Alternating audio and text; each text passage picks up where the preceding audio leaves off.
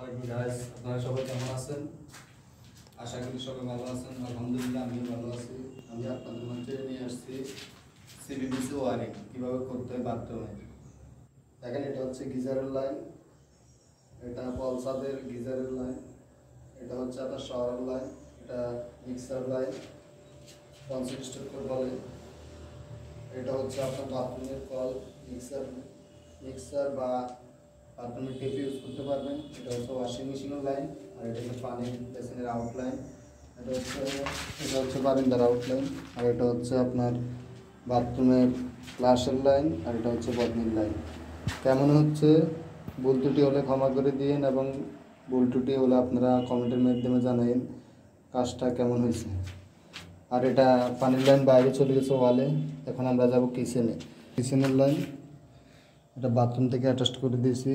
এখানে একটু লাইন কঠিন হওয়ার কারণে আমরা বাথরুমে দিয়ে নিয়েছি লাইনটা।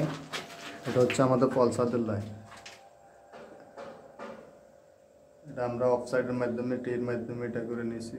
এখানে আমাদের এক্সস্ট ফ্যান আছে, এই কারণে লং টাপ দিয়ে দিয়েছি।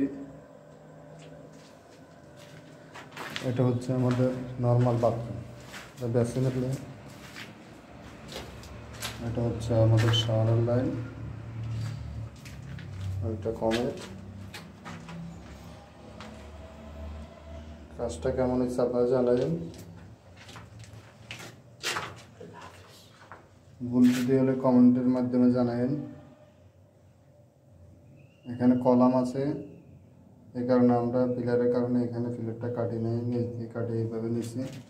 এটা হচ্ছে আমাদের বাথরুমের পানির লাইন, এটা ফ্লাশের লাইন, আর এটা হচ্ছে লোডাউনের লাইন। ওকে, সবাই ভালো থাকবেন। আল্লাহ হাফিজ।